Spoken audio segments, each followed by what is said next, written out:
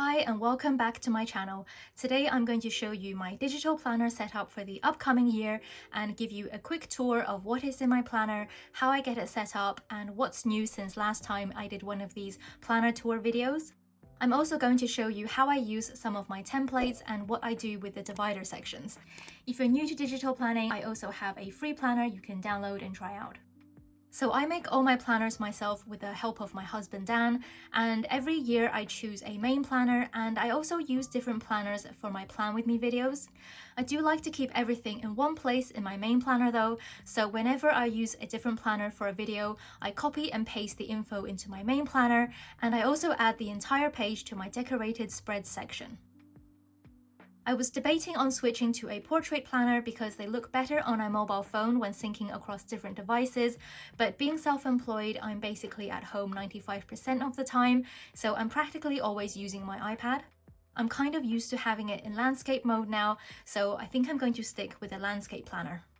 I designed my landscape planners to look different, but they all have the same templates, so I mainly just base my choice on which design I like the look of best. I'll do the walkthrough using different planners just so you can see them up close, and then I'll let you know which one I end up choosing as my main planner. I really love the idea of being able to customize my planner, so Dan created this planner builder that does exactly that. On this page, I get to choose from the different options and pick the color of the planner, color of the paper, and there's also some pattern paper options as well, including some new designs we added this year. Between dated and undated, I always prefer dated planners because I'm too lazy to write in the dates myself. I'm going for Monday start, and for the planner rings, we added rose gold as a new option, which I'm really excited to try out. Then we have tab colors, and here are the different weekly layout options, including some new designs we added this year. I've tried out most of them, and knowing myself, I'm not very disciplined at keeping to a time schedule, so I normally prefer something that allows for more flexibility with enough room for decorating with stickers. For the daily options, again I've switched back and forth between the different layout options, and the hourly schedule layout works pretty well for me. I'm tempted to try out some of the new designs we added this year which have more note space for journaling, but most days I don't really write enough to fill the entire page, so I'll probably just stick with the hourly schedule. So now I just tap on this box to build the planner. I frequently get asked by people who buy from us whether they can create more than one planner, and yes, you can absolutely make as many planners as you want and try out the different options. Here I have the planner in Goodnotes app, my go-to app for digital planning on the iPad. And recently I added a whole bunch of new cover designs, so I'm going to swap out the cover to one of these. Inside the planner, my most used pages are usually the monthly, weekly, and daily pages.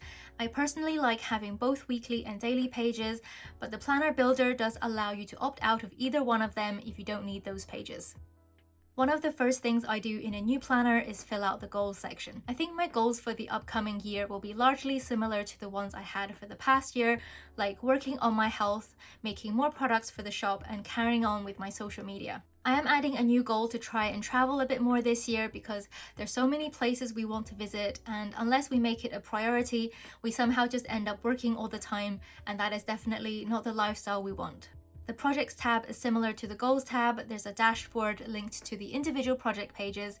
I'll probably use this section for making new products for the shop because it's very much task-based. Here's a place I can save my favorite stickers, and I'm going through my sticker book to pull out some of my most frequently used stickers. These are the new sticker books I created to go along with my planners, and it's a little hard to track down a particular sticker because there's so many. There's 7 pages of stickers for each color across 50 colors, so I'm copying and pasting my favorite ones here to save me time looking for them.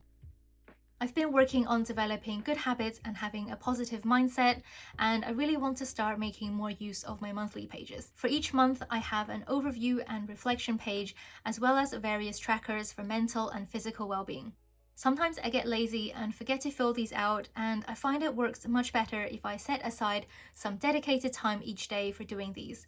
And even if I'm not doing well on a particular tracker, if I keep going, it actually motivates me to try and do better.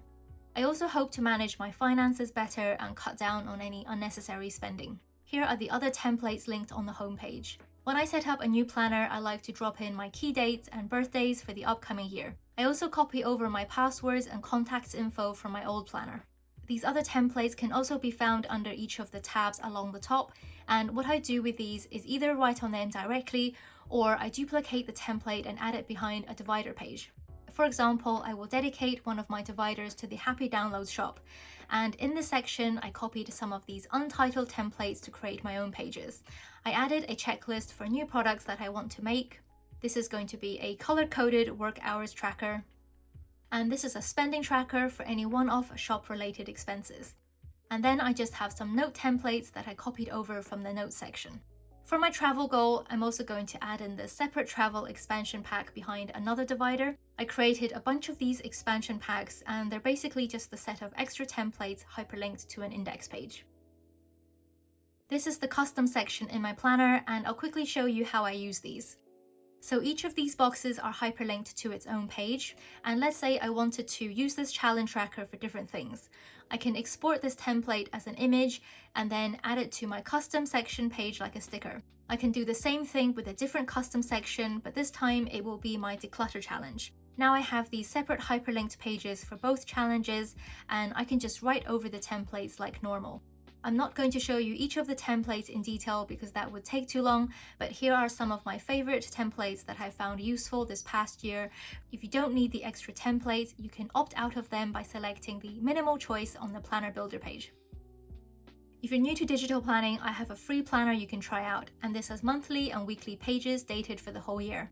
In my previous video, I showed step-by-step how to download the free planner along with the Goodnotes tutorial, so check that out if you're interested. I also have lots of free digital stickers in my Freebies vault that you can download and use in your planner. Anyways, I can't wait to start planning in the new year because it's only December now, so I know I haven't been able to show you much actual planning in this video. For my main planner, I think I will be using the rainbow planner again. I just haven't quite decided which style of rings I'm going to go with. Please give me a thumbs up if you liked the video, and don't forget to subscribe if you haven't already, and hit the bell so you get notified when I post new videos. Thanks for watching, see you in the next one.